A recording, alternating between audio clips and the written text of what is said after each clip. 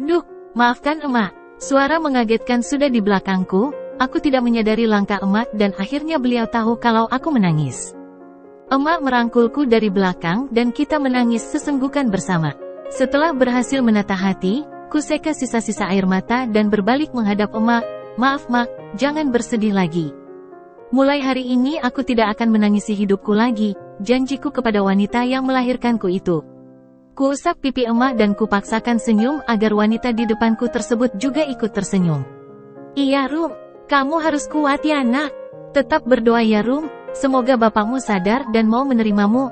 Emak mengelus-elus rambutku. Amin, aku mengangguk. Kubuka tangan ini. Aku menatap ke depan padi membentang di sana dan jalanan terlihat begitu terik di sinai matahari.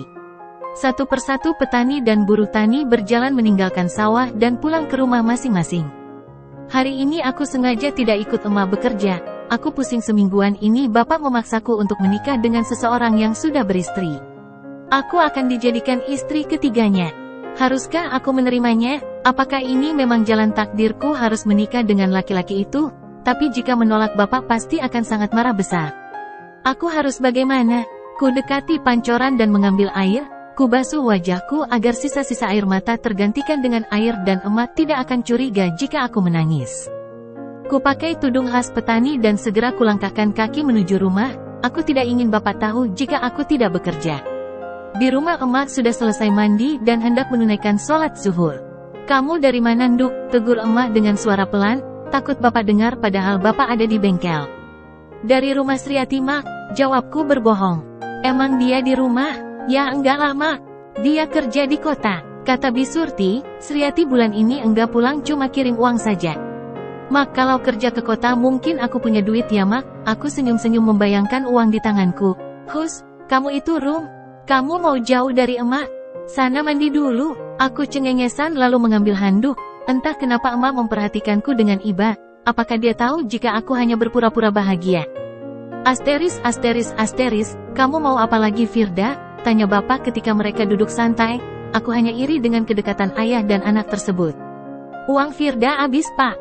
Tadi teman-teman ngajakin makan di Micede, manjanya ke bapak. Terus, belum beli ini, sama ini. Firda menunjuk pipi dan bibirnya, boleh kan pak? Kan aku harus glowing di depan teman-teman biar mereka ngiri akan kecantikanku. Netra Firda melirik sinis kepadaku. Aku tetap fokus melanjutkan pekerjaan menyapu lantai. Aku pura-pura tak memperhatikan mereka. Buat anakku apa yang tidak. Ini, bapak menyerahkan 3 lembar uang merah ke Firda.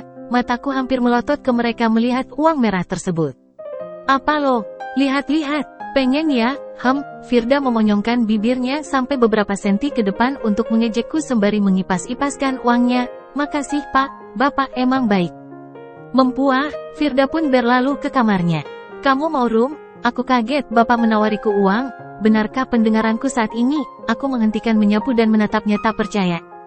Kenapa? Aku masih saja berdiri mematung. Sini kamu. Duduk di sini. Bapak menyuruhku duduk di sampingnya. Perasaanku saat ini sangat senang. Seumur-umur baru kali ini bapak akan memberiku uang. Apakah ia sudah berubah dan menerimaku sebagai anaknya? Ku berjalan mendekatinya. Baru 2 langkah kulihat emak muncul dari balik pintu yang bertirai. Mungkinkah emak mendengar perbincangan kami? Emak tahu aku akan dikasih duit. Ia masih berdiri di depan pintu dapur dan menatapku sambil mengelengkan kepalanya sekali. Apa itu? Itu tanda dari emak. Aku tidak boleh mendekat ke bapak. Ah, kenapa emak melarangku padahal bapak sudah insyaf? Rin, kamu juga sini. Kalian berdua duduk di sini, perintah bapak.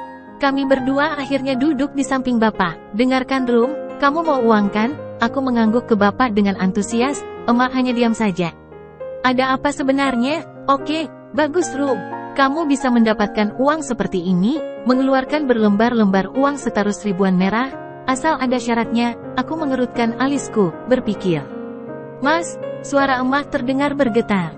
Rin, jangan membantah. Aku suamimu, ingat itu aku suamimu. Suara bapak meninggi membuatku kaget. Emak langsung menunduk. Memang syaratnya apa pak? Ku beranikan bertanya padanya.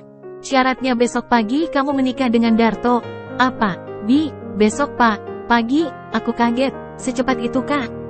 Karena menurut perjanjian masih ada waktu seminggu lagi. Iya, dia memajukannya. Tadi dia datang dan meminta dimajukan jadwal nikahnya.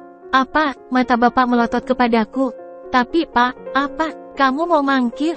Kamu enggak kasihan Firda apa? Firda sudah dilamar meskipun masih 2 bulan lagi lulus SMA. Gara-gara kamu yang katanya anak sulungku, makanya si pelamar membatalkan lamarannya karena kamu belum menikah. Emang iya pak? Firda dilamar? Sama siapa pak? Celetuk emak yang kaget mewakiliku yang juga kaget. Selama ini bapak tidak cerita ke kami. Iya Rin, dan ini semua gara-gara anakmu itu. Dasar anak sialan. Firda tidak jadi menikah dengan anak kaya itu. Tapi mas, kenapa harus Pak Darto? Protes emak. Siapa lagi yang mau menikahinya? Yang penting dia menikah secepatnya dan pindah dari rumah ini.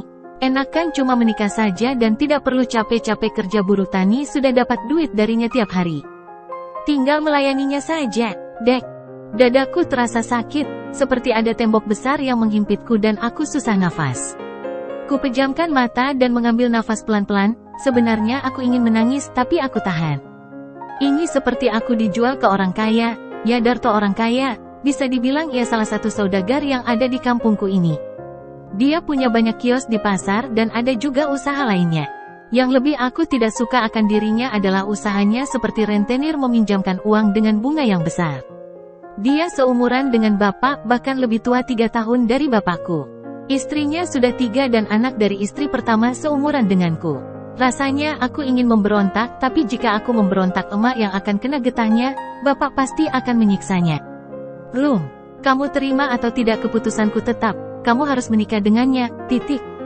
Rin, siapkan anakmu. Besok dia harus menikah.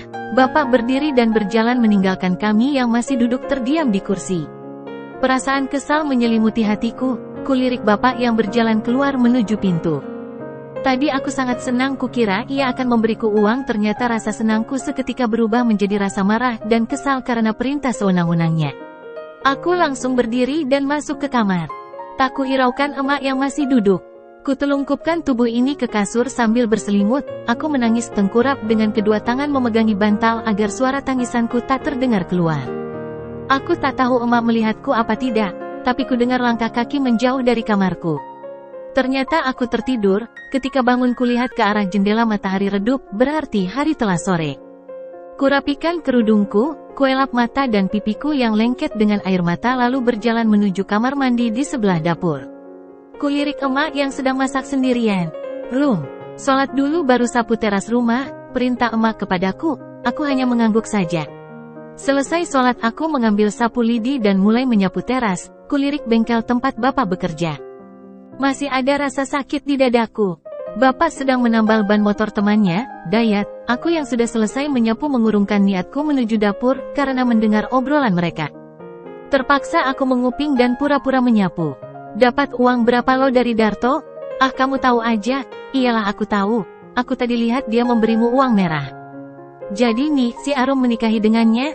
Jadilah, menguntungkan buatku. Kamu lihat kan dia memberiku uang? Dayat mengangguk. Kalau Arum jadi menikahkan aku bisa tiap saat minta duit ke dia. Tahu sendiri pekerjaan seperti ini kan enggak banyak dapat uangnya. Benar enggak? Benar banget San, otakmu encer. Toh pokoknya, aku geram. Gagang sapu lidi yang ada di tanganku aku genggam dengan kuatnya. Ada aliran kemarahan yang menjalar ke otakku.